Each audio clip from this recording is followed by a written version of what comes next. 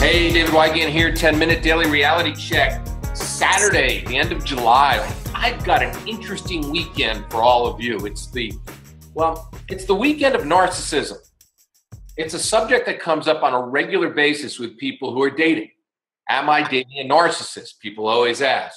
Because in today's world, selfies, Facebook, it's almost like a party of coming out for narcissists. It was kind of like in the 80s, when all the gay men went to New York City and came out. It was great. I lived during that time. It was so much fun to watch the liberation of people that were, definitely looked down upon. A lot of my friends came out of the closet during those years, and it was so nice to see them finally live the life that they want. But now, 30 years later, we have now given birth to the worst form of human being, the narcissist. The selfie stick is their best friend. Facebook is fantastic for them. And their whole life is about manipulation and props. Oh my God, the iPhone is like the narcissist phone because it says I all over it. It's my iPhone. It makes my life about I so much better. So today I've got an amazing guest, Dr. Tara.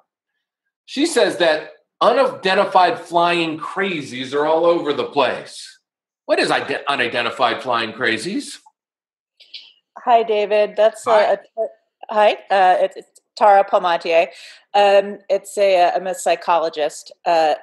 Unidentified flying crazies is a term I use to sort of encapsulate various personality disorders that seem to be pretty prevalent nowadays, which include narcissists, borderlines, histrionics, psychopaths, and sociopaths.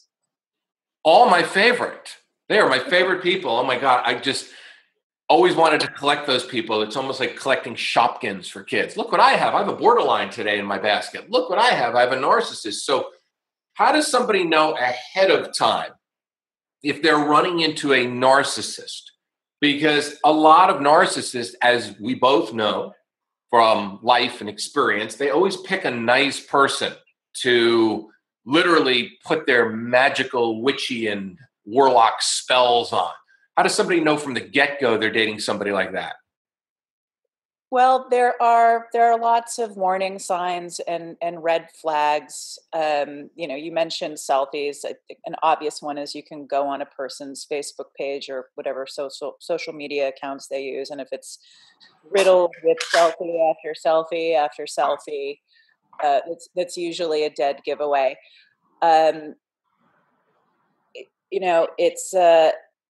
Narcissism is more than somebody who just thinks they're the greatest person in the world. It's so much more. There is a gross sense of entitlement, a lack of empathy and compassion for others, an inability or unwillingness to recognize how their behaviors impact the people closest to them. I talk a lot about red flags and warning signs in my writing and the work I do, but even someone who has memorized every single warning sign there is can still fall prey to one of these individuals, because the best protection or self-defense mechanism a person can have against one of these types of emotional predators is to have a healthy sense of self and healthy boundaries. Because if you have healthy boundaries and a good sense of self-worth, when the narcissist, removes the mask, removes their human suit, and you see their inner lizard, right? You're not going to stick around for it. So I would add to what you said earlier that when you say narcissists typically target pretty nice people, they target people who are more than nice, and I'm sure you've encountered this in the work you do. It's the codependent personality. The person who's not just nice and kind, but is willing to allow someone to treat them like a doormat in the hopes of getting love in return.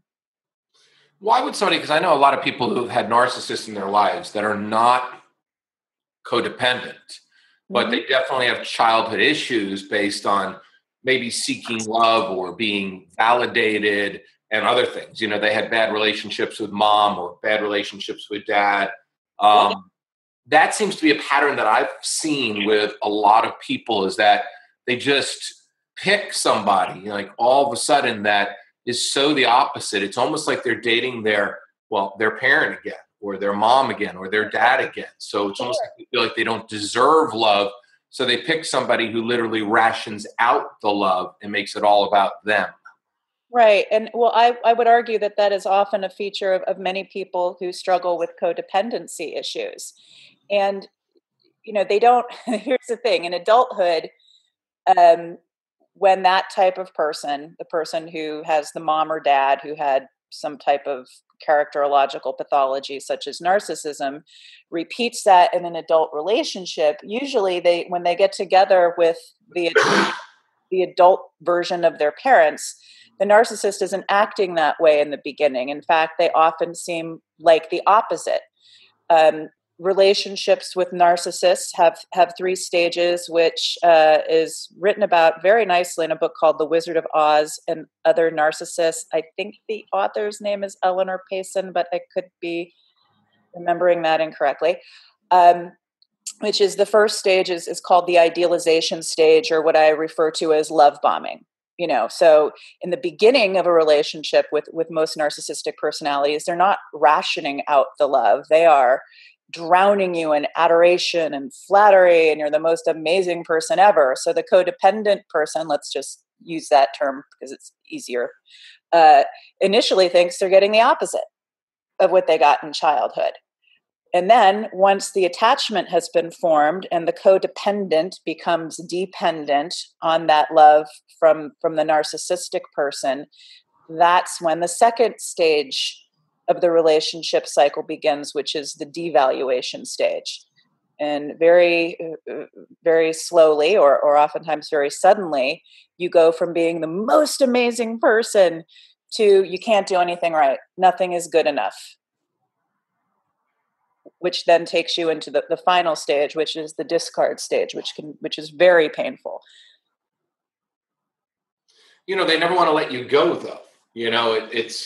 I've noticed a lot of like narcissistic relationships. Once you leave them, and if you are the leaver, they are the attacker for the rest of their life. It just seems like they attack nonstop. They try to control whatever they can possibly control that's based around whatever mutually shared life. And I've got a couple of clients that are literally trying to co-parent with a narcissist. Well, you can't co-parent with a narcissist. The prefix "co," which means collaborate, do together. Compromise and collaboration is something most narcissists don't do. They're very one-sided. It's the expression "my way" or the highway. So what I recommend for my clients who struggle with that is doing something called parallel parenting. Ooh, that sounds interesting. What's that? Sounds like a parallel universe. I wish. No, parallel parenting is something that is recommended for families in which there is 1 or 2 high conflict parents. And high conflict is a phrase that attorneys have developed to describe personalities, difficult is a polite word, difficult personalities such as narcissists, borderlines, histrionics, and psychopaths. Somebody who will never agree, somebody who refuses to obey court orders, is unreasonable, etc. So parallel parenting is often recommended when you're dealing with a high conflict person such as a narcissist. Which is based on low contact, which means very, very minimal communication, practicing BIF communication, which stands for brief, informative, firm, and friendly. I say forget friendly, just keep it business civil. Parenting plans using a parallel parenting model are much more comprehensive and detailed because the goal is to troubleshoot as many things in advance so that it requires little communication between the parents. And it's basically the principle that underlies all of it is that it's not divorce per se that is damaging to children, but parental conflict that continues after the divorce. So if you reduce the level of contact between the parents, that should reduce the level of conflict. I hope I explained that well. No, you explained it well, but kids are used as, it seems like with narcissists, kids are used as objects. Oh yes, their children make wonderful hostages and weapons. And I've worked with people who fortunately they didn't have children with the narcissist, but they've had a pet. So like I had a guy seriously whose ex was basically holding the goldfish hostage. Crazy town. The goldfish? Like an innocent goldfish that you went at the county fair on a Saturday afternoon. She wanted to share custody of a goldfish. I swear I'm not making this up. You know, when you deal with unidentified flying crazies, I can see that. But the worst thing is what happens, and this is the biggest thing, because, you know, what happens to the kids? What happens to the innocent little girl? What happens to the innocent little boy? What happens to them as they get older? Because you're right, that they are held hostage. It's almost like one parent, the narcissist, always has to control everything about the child. I call them wonderful helicopter moms or helicopter dads. Yep. You know, they hover like there's no tomorrow, and FaceTime is their greatest control factor, you know, because look, here's mommy. It's almost like here's Jack from The Shining, right? And remember that in The Shining? Here's Jack, here's mommy, here's daddy. I know you might be with the other parent, but I'm going to make sure you're under my control still. What happens to these what happens to these kids as they get older? Do they see the light, or are they just fucked up? Yeah, well, I don't think you grow up with a personality disordered parent without developing some issues. It just depends on the kind of issues and the degree of severity. So look, a narcissistic or borderline parent, you're right. The children, they do not see the children as their own little individual persons. They are the property of that parent. They are extensions of that parent. And once the narcissistic parent or unidentified flying crazy, I'm just going to use narcissist for shorthand, but you know that encompasses a lot of other personality types. They will try to alienate. There's something I'm sure you've heard of, parental alienation, and that's often conducted by a parent who is personality disordered or has enough traits of a personality disorder that it's a problem. And essentially, parental alienation, I'm probably telling your audience stuff they already know, is when one parent teaches or brainwashes the child to fear and hate the other parent. Okay, so why? Well, that's like we're not going to cover that in a 10-minute podcast, but it's basically the alienating parent puts the child in a loyalty bind. You can't, if let's say mom is the narcissist, the message becomes, if you love your father, then you don't love me, or you are being disloyal to me. And the child, if they're paying attention, and children are not stupid, they see how mom treats dad. And many of these children are afraid that will happen to them if they don't go along with the abusive. And parental alienation is a form of child abuse, okay? So many of these children will go along with that. Some children don't. They end up being scapegoated and emotionally abused or physically abused and punished for not going along with it. Some of the kids very early on see this stuff. I've worked with men who have children as young as 3 or 4 years old who've asked, why is mommy so mean to you? Why does mommy say stuff like that to you?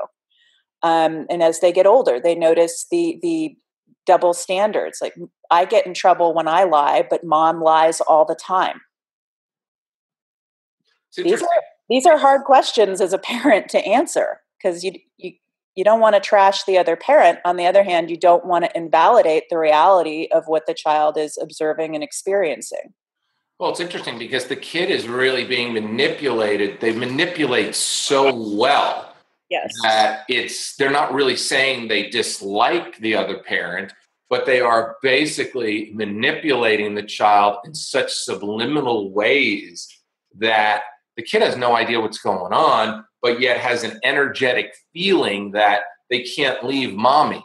or they can't leave daddy, because if they leave mommy or they leave daddy, their mom or their dad will not be okay without them. Right. And what you're describing is something called parentification of a child, which means that the child is put in an adult caretaker role to the parent. It's a role reversal where the child feels responsible for the emotional and physical well-being of the parent. And that's also a form of child abuse.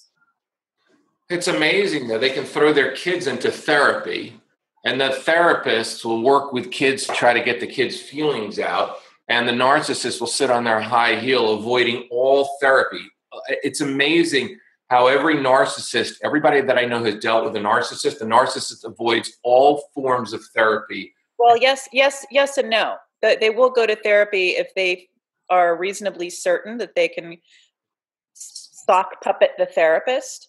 So I work with lots of people who managed to get their children in therapy, but the therapist has been fooled, and again, I know this happens to both men and women, but there is a bias in favor of women in the mental health field, particularly mothers, where the therapist will be manipulated and fooled and basically become an ally of the narcissistic parent and enable and facilitate further abuse of the children. Why is that? I mean, I don't understand that, because look, 17 years of coaching for me, and you've been a therapist a long, long time. Once spotted, I mean, I can spot them, and I see them now because I've dealt with one. And once I see them, I don't understand how other people can't see it. But then again, I do understand, because they put on this unbelievable mask. They are the sweetest. Oh my God. You meet them out and about, and I always looked at them, and I've always seen the narcissist, and I go, my God, it's like, you are just so unbelievable. They're like an actor. You know how sweet they are. Oh, sure they are. There's a lot of narcissists in the entertainment field. They can. That's what you're seeing is that their public mask. The high functioning ones, and high functioning doesn't mean that they don't have severe narcissism. It's just that they're better at pretending to be normal when they want to. So a lot of therapists are fooled by that. I mean, some therapists eventually get it. They see what's going on, but that is when the narcissist will run screaming into the night, never return to the counseling office ever again. Forget children's therapy. I work with a lot of people who were basically have gone to couples counseling over the years and had the same thing happen to them. Everything is their fault. And then finally, when the therapist gets around to looking at the narcissist, at the narcissistic wife or husband, that's when they'll stop therapy. So they will go to therapy if they want some hand holding or to be told, yes, you're wonderful. It's all everyone's fault. But as soon as the therapist gets wise to them, they'll usually take off. Yeah, it's unbelievable. I mean, I've seen, couples, my clients have sent me letters from their co-parenting therapist. And the co-parenting therapist will write an entire email that calls out the narcissist. The narcissist will make an excuse never to see that person again.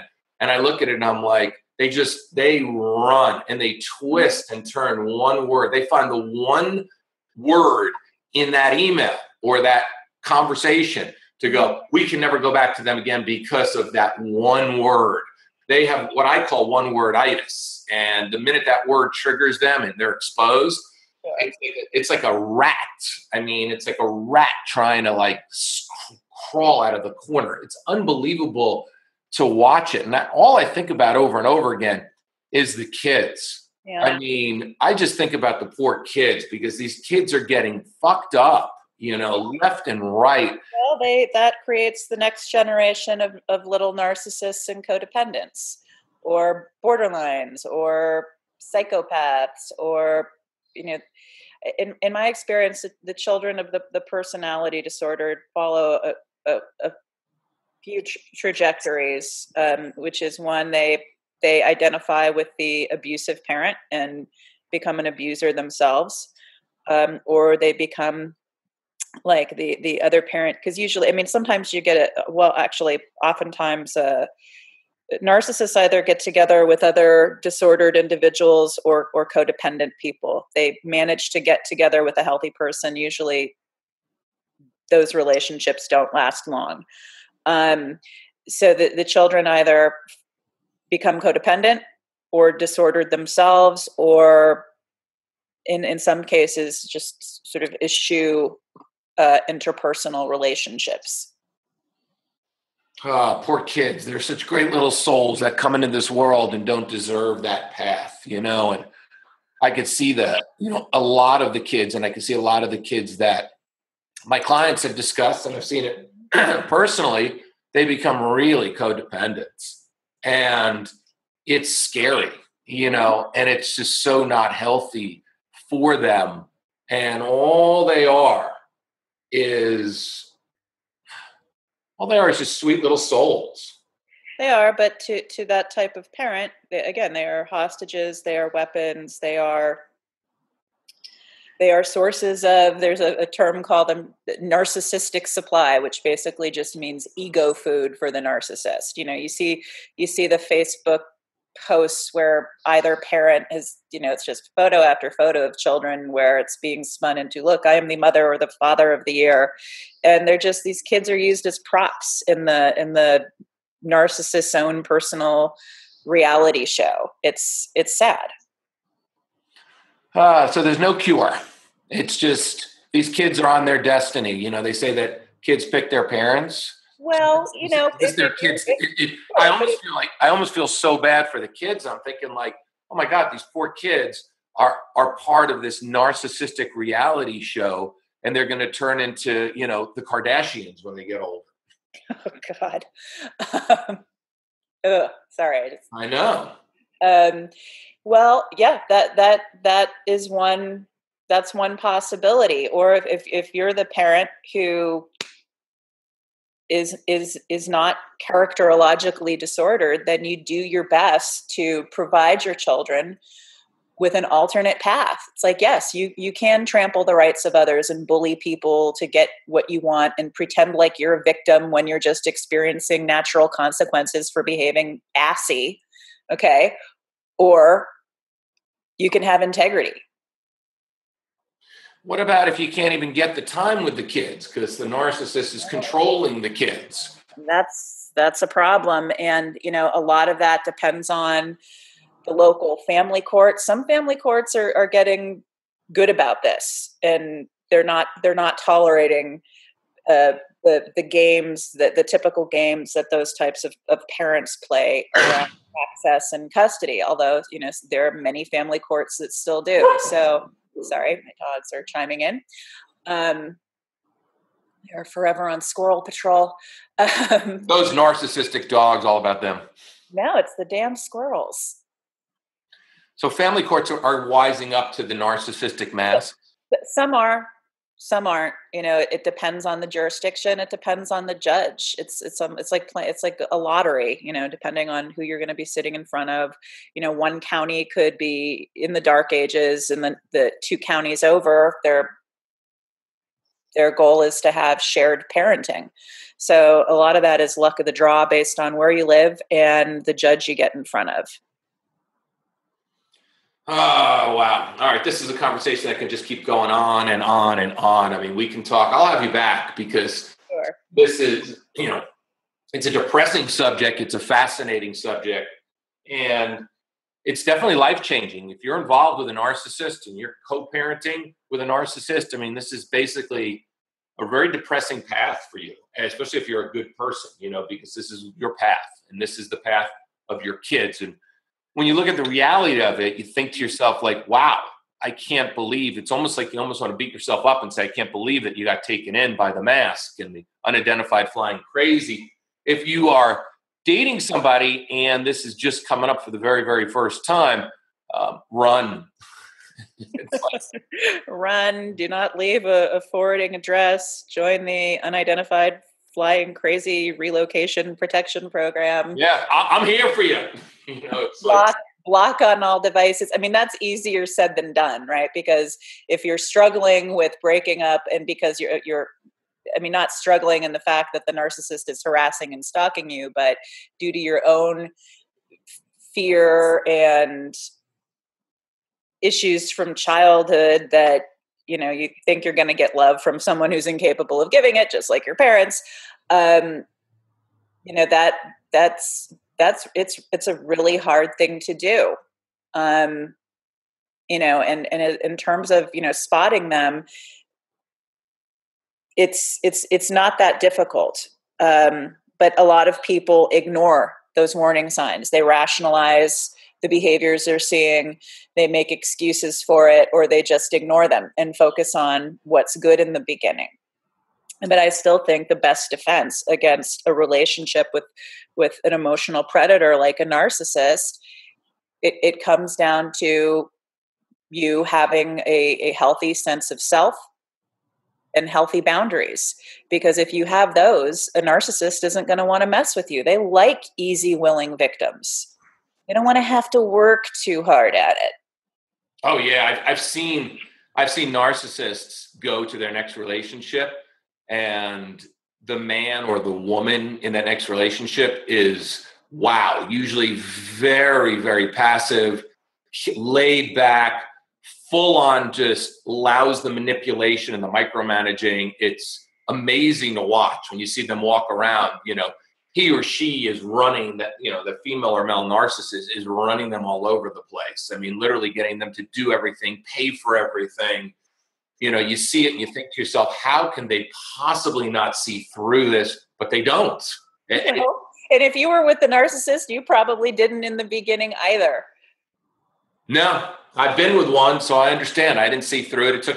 I saw the cracks. You see the cracks immediately. You see in the first argument or the first discussion you have, there is absolutely no way, you get they hear your points. They hear it, but it's not acknowledged because they hear it and then they twist it and use it against you. Yes, they're amazing twists and turns. Anyway, we could just keep going on and on and on. I knew this would be a really great conversation. So how can people get in touch with you? Sure. Well, I've been running the Shrink for Men website since 2009. That's shrink, the number 4 men.com.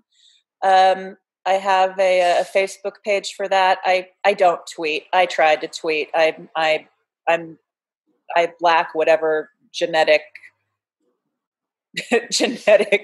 code you need to be able to tweet, so I don't. I accidentally tweeted because I didn't realize my YouTube account was hooked up to my Twitter account, but that's another story about understanding the technology you use.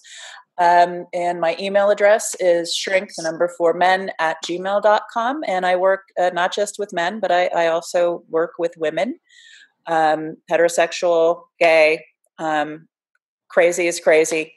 There are some differences between the male form and the female form of that, but it's all pretty similar. Awesome. I loved it. This was highly educational. We went long, and I knew we would because this is a great subject, because to me, this is just narcissist insurance. Watch out for the Unidentified Flying Crazies 10-minute daily reality check back tomorrow with more interesting personality disorders. That's right. This is Personality Disorder Weekend. I figured it would be a good theme for the weekend, and wait till Sunday's show. The Sunday show goes even deeper into the personality disorders. Thank you so much for joining me today.